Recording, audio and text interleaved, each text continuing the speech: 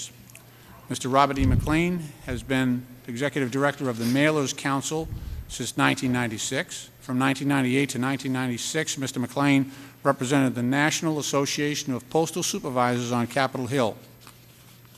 Additionally, he has been an adjunct professor at George Mason University. Mr. Jim O'Brien is the chairman of the Association for Postal Commerce, also called PostCom. He is also the vice president of distribution and postal affairs for Time Incorporated. Prior to joining Time Incorporated in 1978, he has held positions with R.R. Donnelley, United States United Parcel Service, and the U.S. News and World Report.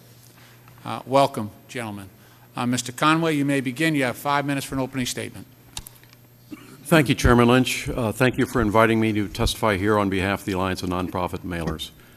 The Alliance is a coalition of nonprofit organizations dedicated to the preservation of affordable postage rates and dependable mail service. Established in 1980, the Alliance includes over 300 nonprofit organizations and commercial service providers with an interest in nonprofit mailing issues. Our members include many of the nation's best-known charitable, religious, educational, scientific, and other nonprofit organizations. These members rely heavily on nonprofit standard mail and nonprofit periodicals mail to generate necessary support from and communicate with existing and potential members, beneficiaries, and other stakeholders. The causes of the Postal Service crisis are well known. The decline in mail volume caused by the current economic downturn has merely accelerated the long-term decline in hard copy correspondence and the diversion of bill payments and other transactions to electronic media. When the economy stabilizes, some mail volume will return to the system, but not enough to fund the Postal Service network cost structure. The result is that even aggressive cost-cutting efforts have not enabled the Postal Service to shrink its costs fast enough to keep pace with the declining mail volume. The Postal Service's stakeholders have proposed a number of solutions to these problems, and perhaps the most urgently needed is the short-run remedy is passage of H.R. 22. Other worthwhile short-term and medium-term remedies include, first, increasing work sharing to allow mailers and third-party vendors to perform functions when they can do so at a lower cost. 2, expanding the use of automation when this is cost-effective. And 3, more innovative pricing, such as the current summer sale discount proposal. And, Mr. Chairman, it's time to seriously consider the end of Saturday mail delivery. Should you decide such a move is necessary, nonprofit mailers will work with you to ensure its successful adoption. One option that would be devastatingly counterproductive would be an emergency rate increase. As the Postal Service has recognized, this strategy would accelerate the flight of mail volume from the Postal Service and hurt society as a whole. It certainly would hurt the beneficiaries of nonprofit organizations. The current economic crisis has forced layoffs and program cuts throughout the nonprofit community. Revenues have dried up just when society needs most urgently the good work of nonprofit organizations. Further postal rate increases would only mean further reductions in mission-related programs and greater burdens on national, state, and local governments. None of the remedies discussed above, however, is likely to succeed without a thorough pruning of the Postal Service's massive cost structure.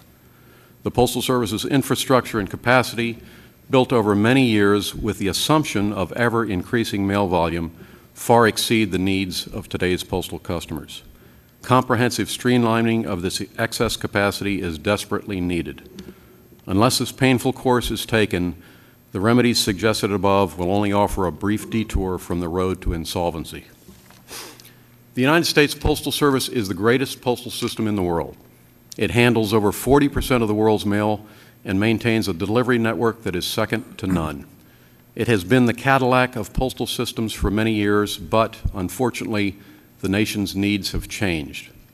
Instead of the big V8, the nation now needs a mid-size model with greater efficiency. If it cannot attain such an affordable size, the Postal Service could end up like some of the automakers in Detroit.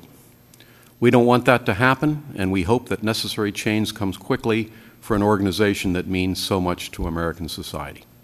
Thank you. Thank you. Mr. McLean for 5 minutes. Thank you, Mr. Chairman. We appreciate this opportunity to present the views of the Mailers Council.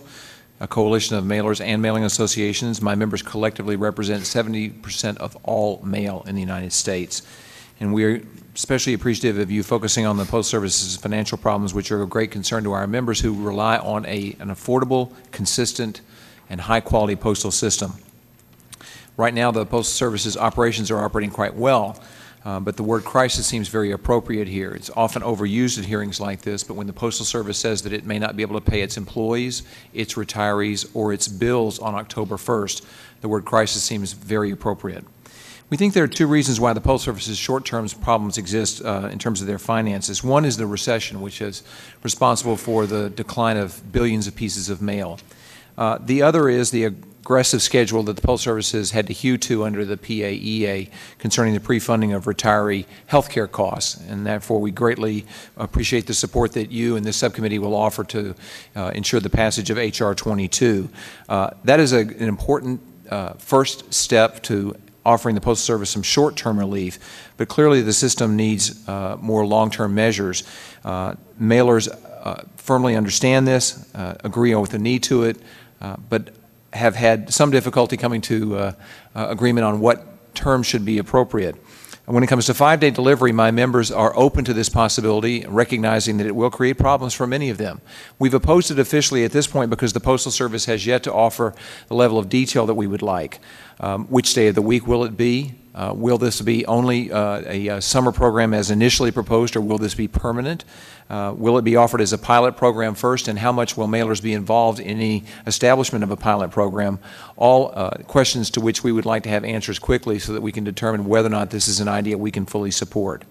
There are other ways that the Postal Service can reduce its expenses, and you've asked us to focus on one, which is right-sizing the delivery network. It's clear to us that the Postal Service has excess capacity in the system. It simply does not need the number of mail processing facilities that it has, nor can it afford the size of the network that it has today, given the amount of mail volume that has left the system. One of the measures that we hope the Postal Service will avoid, however, is something that Mr. Conway mentioned, and that is an exigent rate case.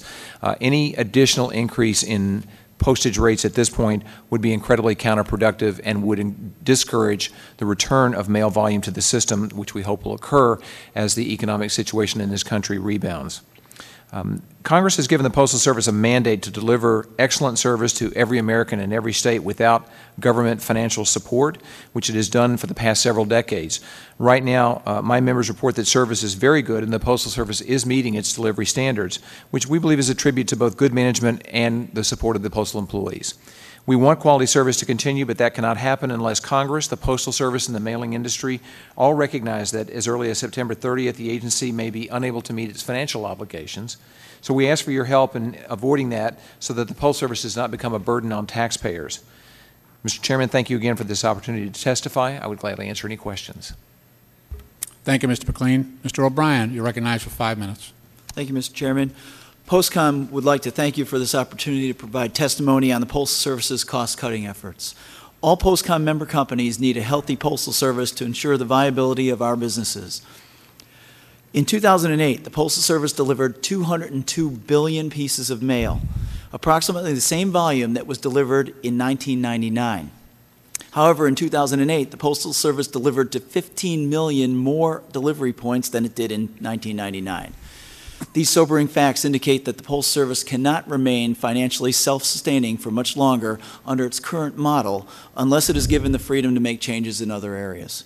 The Postal Service is much too important to the economy and to the American public to be allowed to atrophy and fail. Saving the Postal Service will require the commitment of USPS management, the postal unions, the mailing industry, the Postal Regulatory Commission, and Congress. Some of the choices facing us will not be without pain. We're all going to have to make some sacrifices. To that end, Postcom has several recommendations beginning with network adjustments. Mailers feel very strongly that the Postal Service must adjust its network to match today's volume and service requirements. Such a network adjustment could have a negative impact on service. Postcom members are willing to accept service adjustments if the net result is an overall reduction in USPS costs and increased consistency. As long as service remains predictable and reliable, mailers can adjust their printing and mailing schedules to compensate for any network changes. Given the Postal Service's perilous financial condition, we hope that the Postal Service will not be thwarted in its efforts to streamline the network and reduce costs. The frequency of mail delivery is another issue where the mailing industry is willing to put skin in the game. Postcom understands that the Postal Service does not have many opportunities that could result in a savings of $3.5 billion. And I know you think that that number is a little bit fuzzy, and we would agree. We also accept the fact that volume is declining and may never return to prior levels. Many Postcom mailers have business plans that depend on 6-day delivery. However, given the dire straits that the Postal Service is now in, Postcom is willing to work with the Postal Service on developing a delivery day solution. The end result will damage some mailers' businesses, but may be required to ensure the survival of the Postal Service. We also realize that reducing delivery by 1 day per week is a decision that cannot be made by the mailing industry or the Postal Service, but requires the approval of Congress.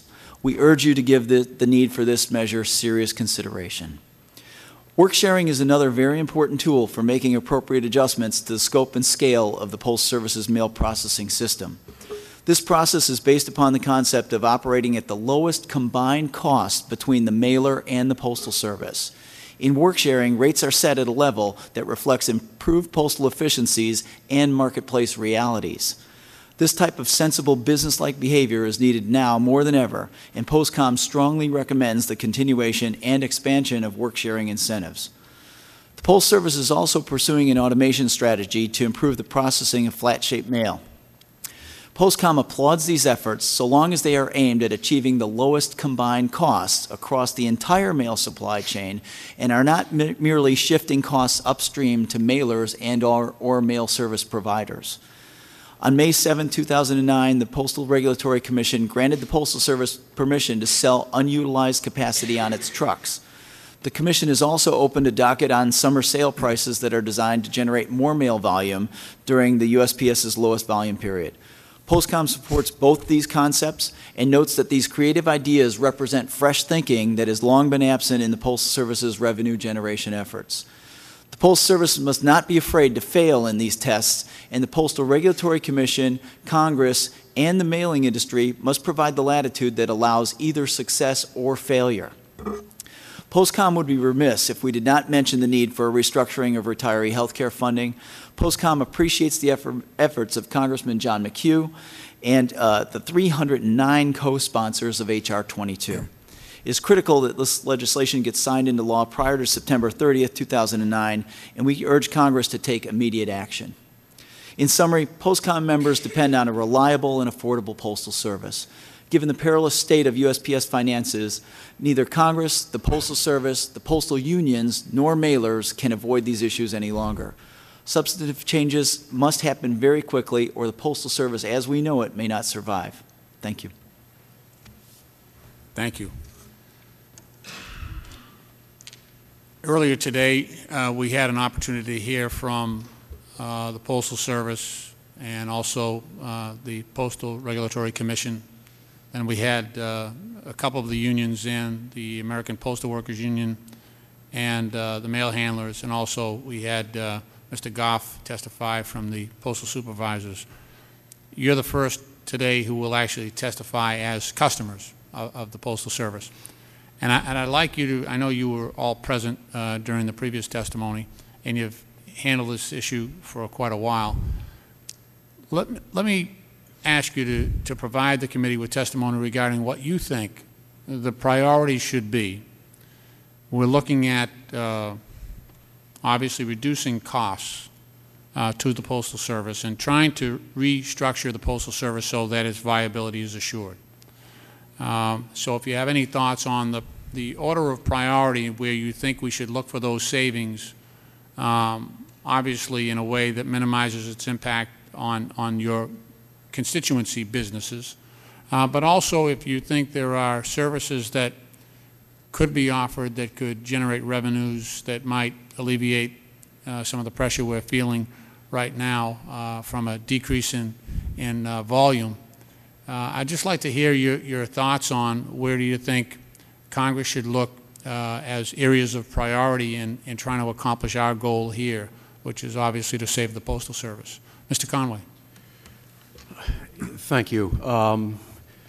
In terms of the cost structure and the reduction of the costs, as I said in my written statement, the infrastructure of the Postal Service was built for a massive mail volume, just no longer exists. At its peak in 2006, the Postal Service handled 213 billion pieces of mail.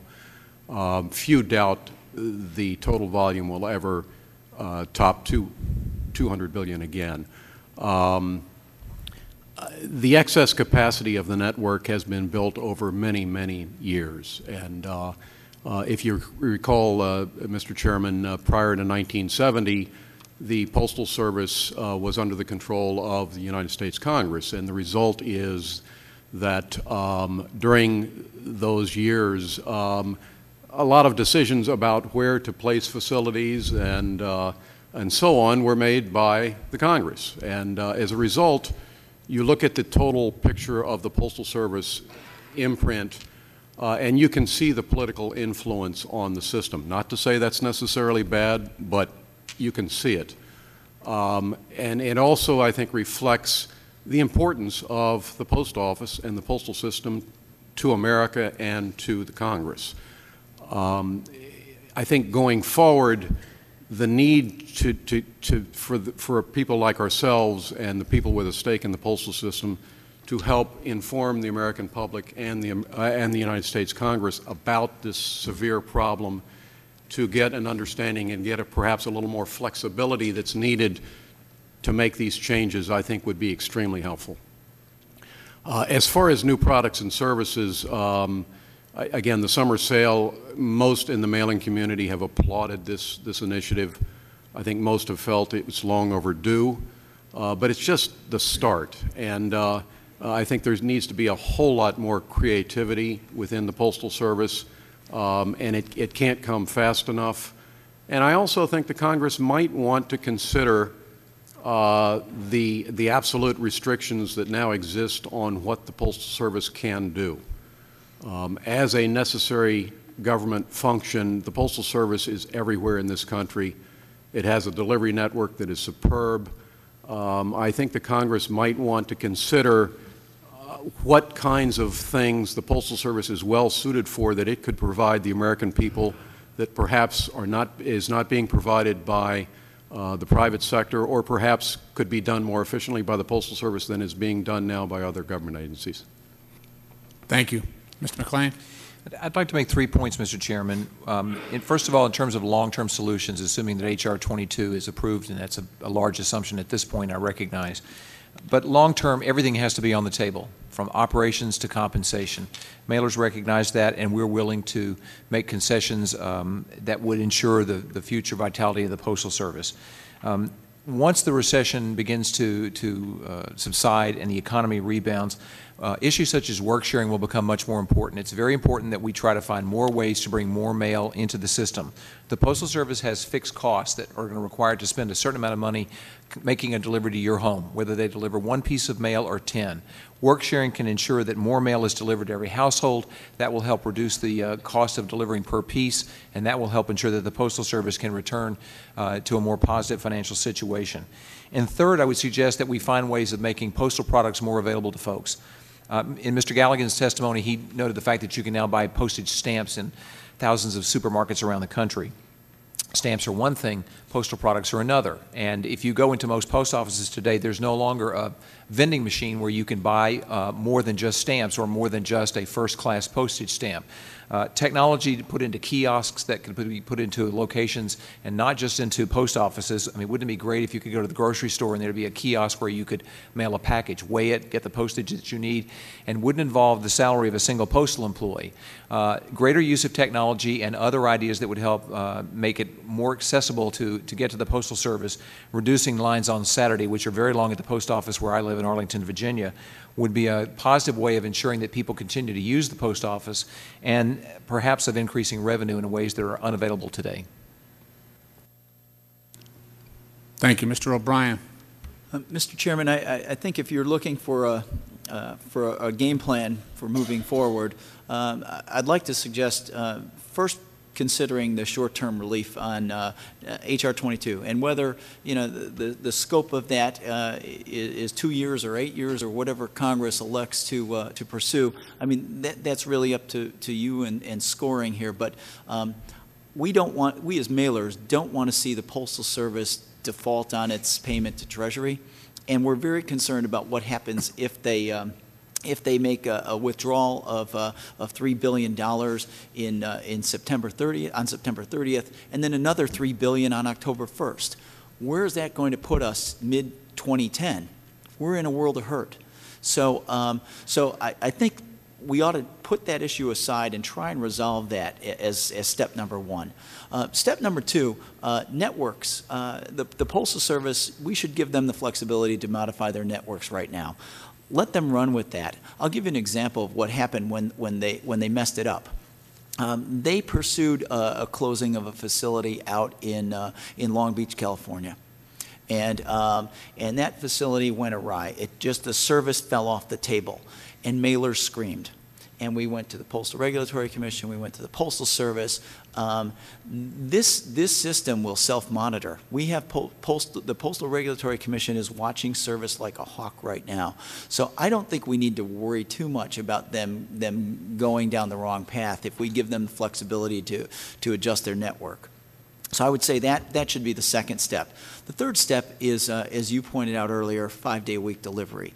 And 5-day-a-week delivery is a big ticket item for the Postal Service. They can save a lot of money, but it's going to affect people's businesses. And I'll give you an example. Our business, Time Magazine, gets affected more than anybody else.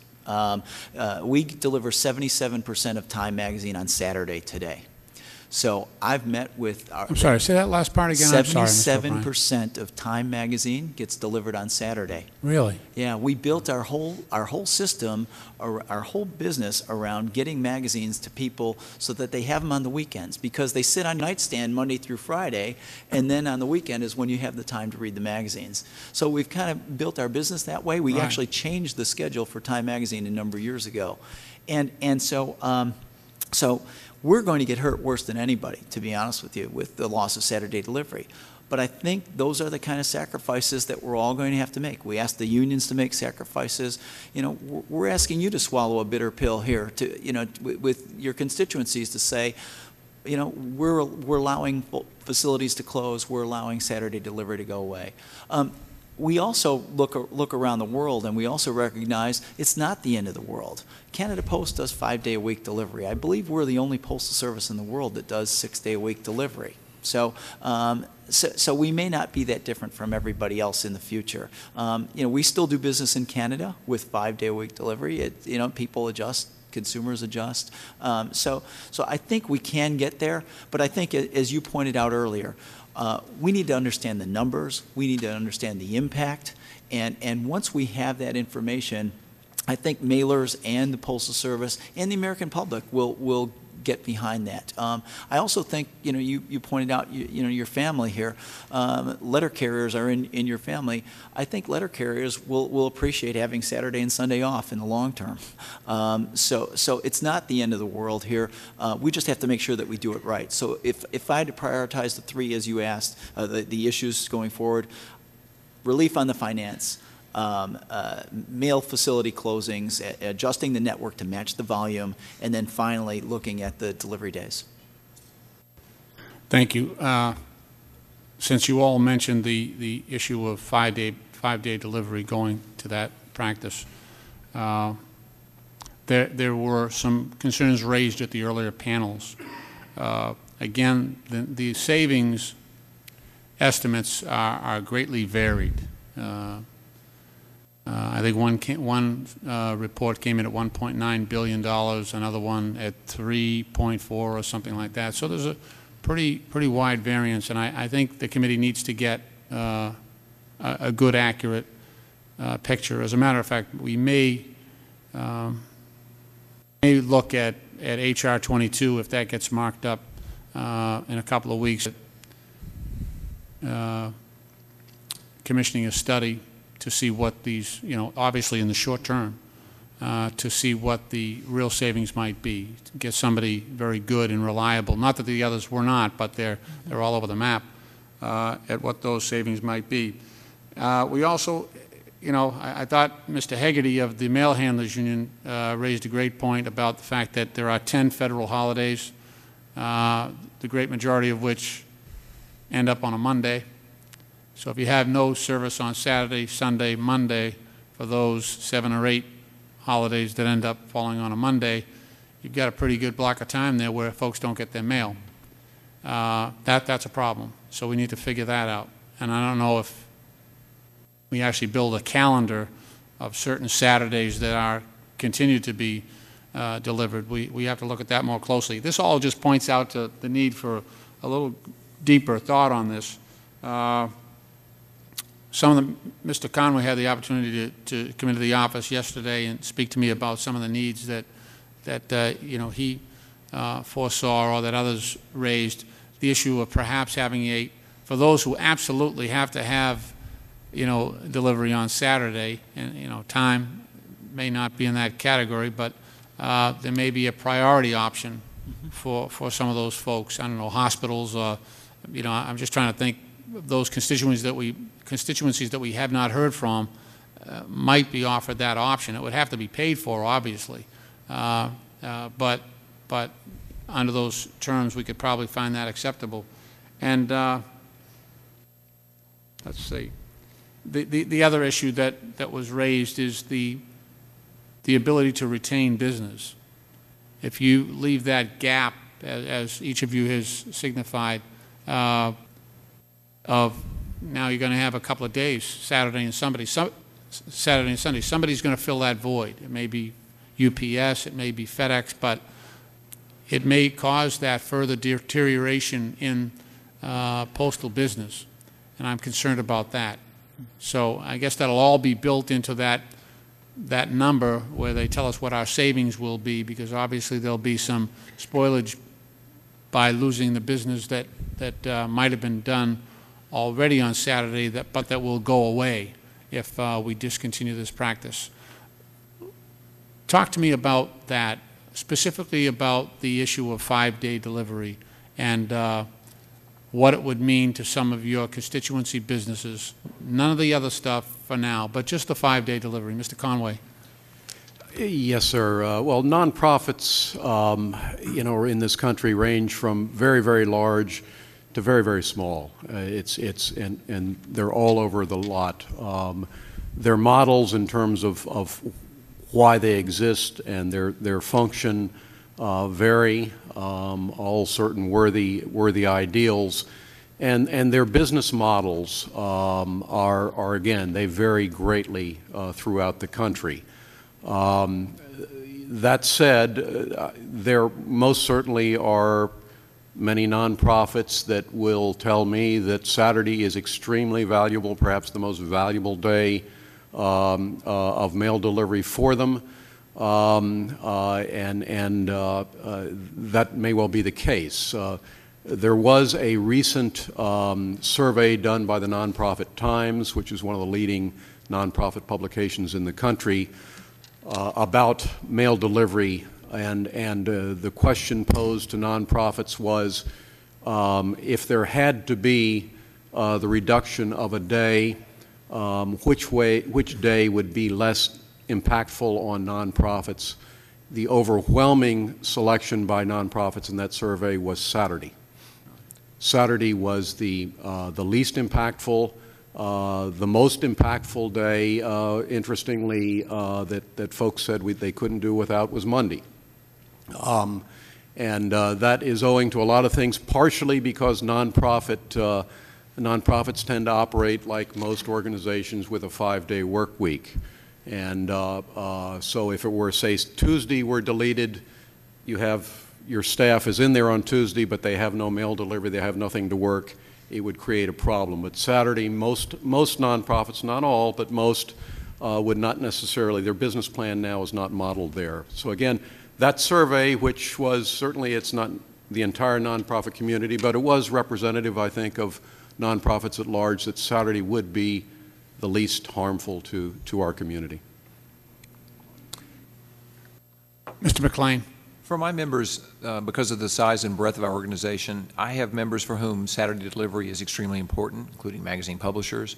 I have others for whom Saturday is something that they could live without. So I have members that fit into everything. Some prefer that it would be Monday as the day off. Some would prefer it be the middle of the week when the Postal Service would not deliver. So I'm not going to be able to offer you consensus on that. For my members, as much as anything, though, what would be important to them is that any change like this, first of all, be one that would reduce the Postal Service's fixed costs.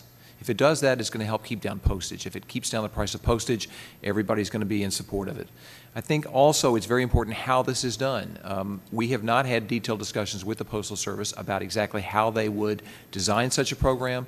And I don't think the Postal Service has done that because they're looking for a lead from you, Mr. Chairman, in terms of what Congress's approach to this is going to be, because without your support, this discussion doesn't go anywhere.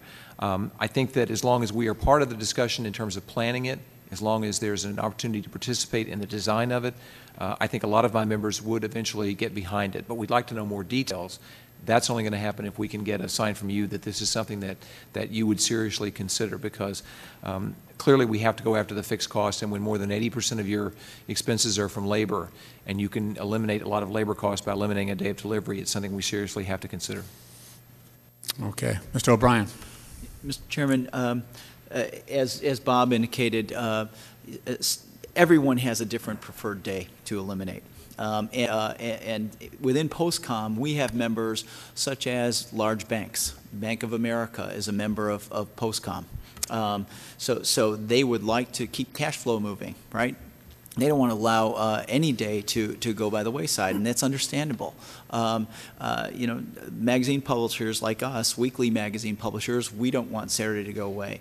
But I think what we can do is, going forward, is find solutions to that problem. You know, there may be alternatives. Medco, the pharmaceutical company that distributes drugs, Medco is a Postcom member. Medco, you know, doesn't want their consumers to wait 3 days to get Medco delivered. So I think we have to look at alternatives to just being hardcore, there will be no Saturday. I think there are alternatives. I mean, if you look at United Parcel Service today, they do offer Saturday delivery at a premium. Or there are ways to work around these things. So I don't think it has to be as ice cold as people may think.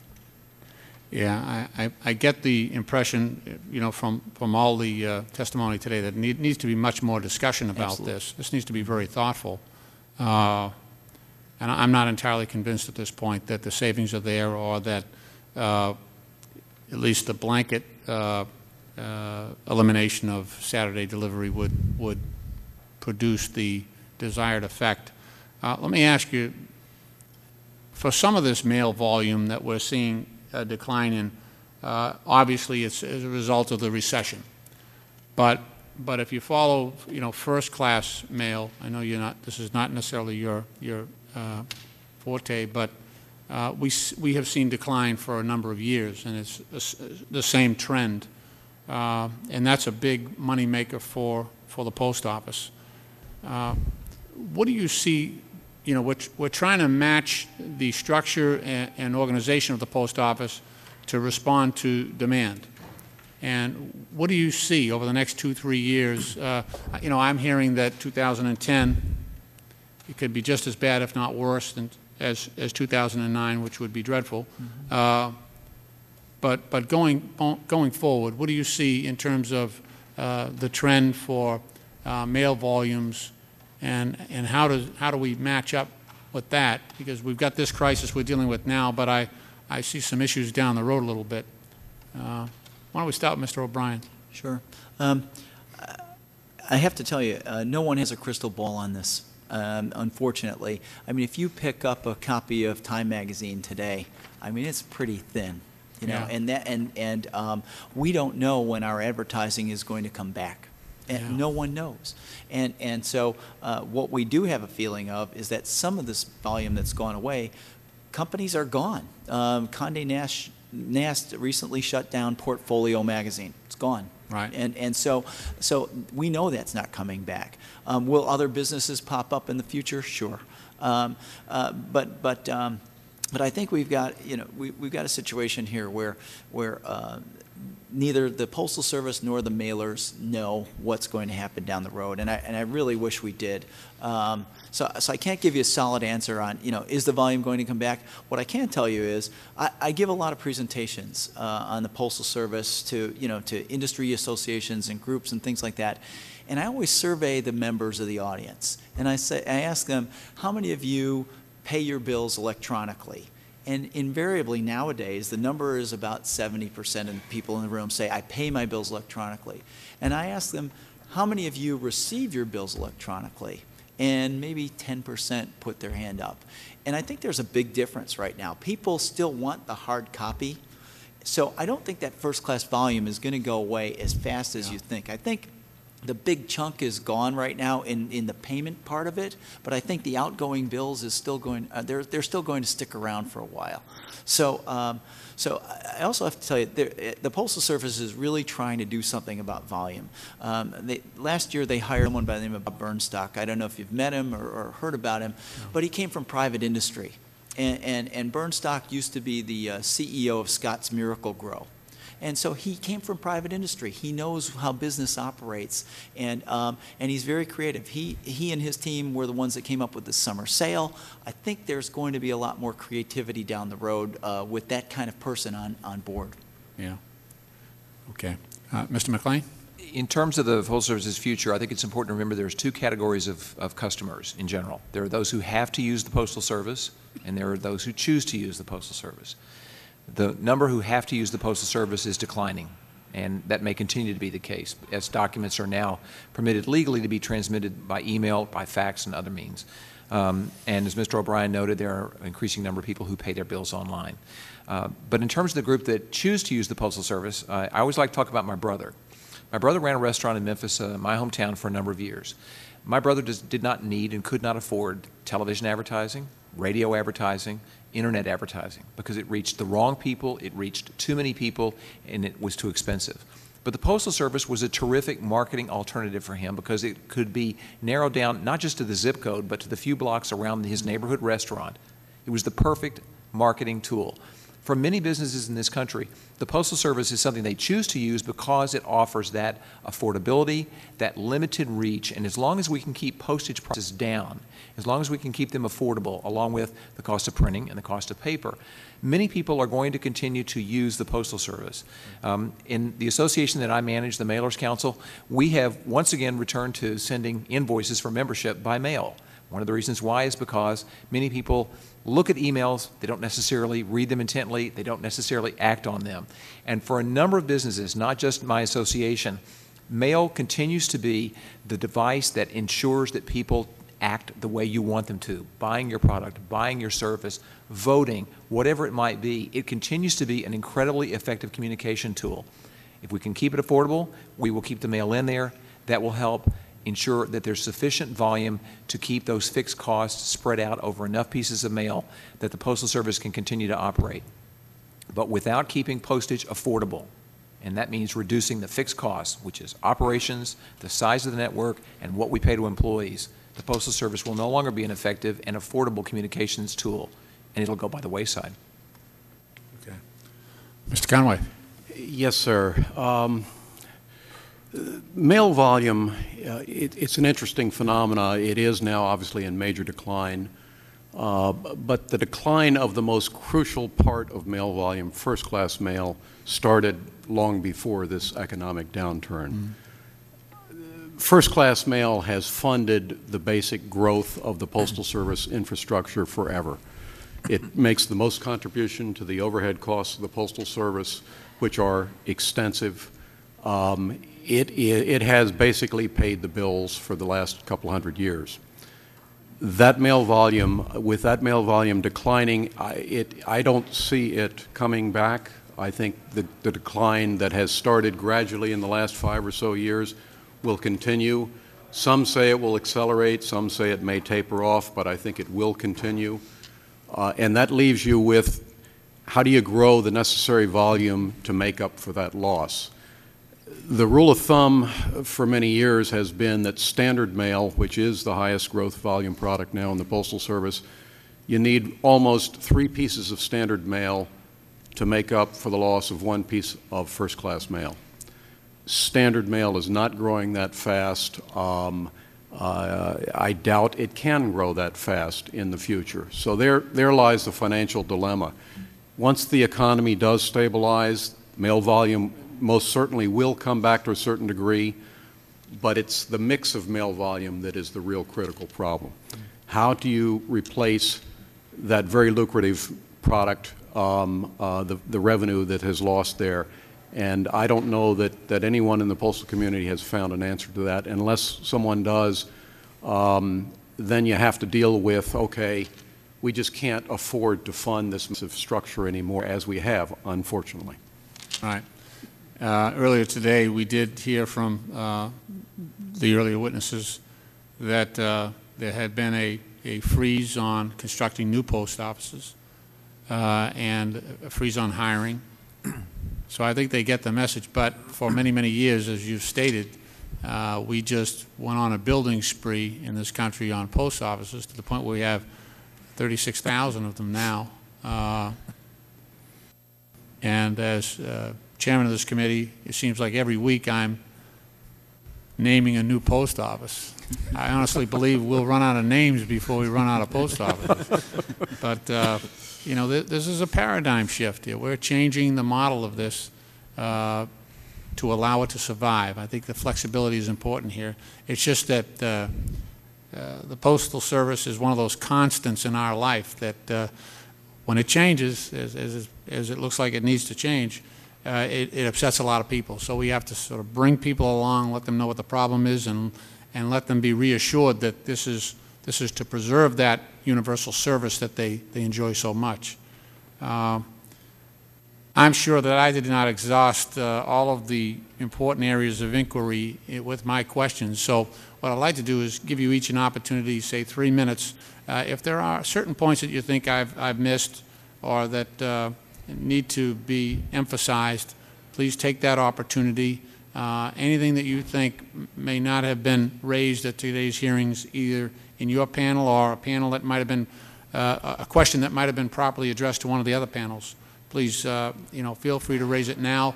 In fairness to my colleagues who are in markups in other committees, I'm going to allow them to ask any questions of you in writing and also welcome your responses as well. Mr. Conway. Well, Mr. Chairman, I'd like to first just thank you for taking on this very, very tough task.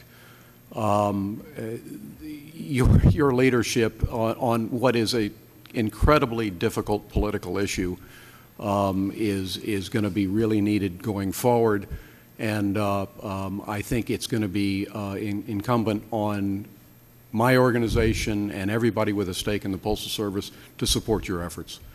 I know what you face. I've been around the postal political scene for nearly 40 years, and you're going to hear it from both sides of the aisle. But you're doing the right thing. You're taking on this issue, I think, in a very fair manner, and we will pledge to continue to support you as necessary changes are made. Thank you, Mr. Conway. Mr. McClain.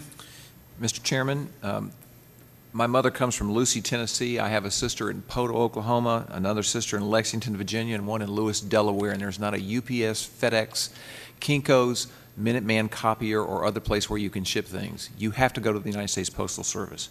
And there are members of Congress that represent each one of those communities, and I'm sure they're going to howl when they hear, because I don't think many of them have heard yet, what we're considering at this hearing today. But what they need to understand and what we need your help explaining is that the Postal Service is an essential tool of business, not an optional one. But for those businesses to reach the people who live in those communities in the future, the Postal Service has to be allowed to change. And H.R. 22 is a great first step in that direction, but additional legislation is going to be necessary. So if we're going to keep the Postal Service in these communities where they are the only way of doing hard copy communication, we have to allow the Postal Service to remain affordable. And that's where we need your help, and we appreciate you having this hearing today as a first step in that direction. Thank you, sir. Mr. O'Brien. Mr. Chairman, a couple of things that we didn't talk about. Back in 2003, or actually before 2003, a presidential commission was created to study the Postal Service. And in 2003, they issued this report. enhancing the future, making the tough choices to preserve universal mail service. And we haven't really discussed that at all. There are a lot of good thoughts in here. I would encourage the staff of this committee to review this document and see what they had to say so that we don't have to reinvent the wheel.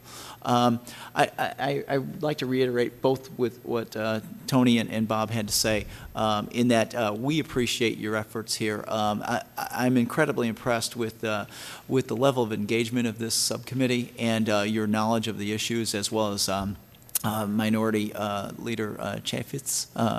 It's very impressive.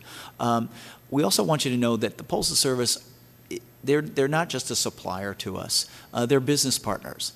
If they go under, all of our companies are gone. You know, and we can't afford that to happen, and that's really the crux of the matter here. You know, we've all built our businesses on Postal, and you know, as was mentioned earlier, one of the members of PostCom is the Alliance of Independent Store Owners and Professionals. Very, very small people, your local hardware store and people like that, and they do exactly what Bob said, where they saturate the mail delivery around their stores, and that's how they stay in business.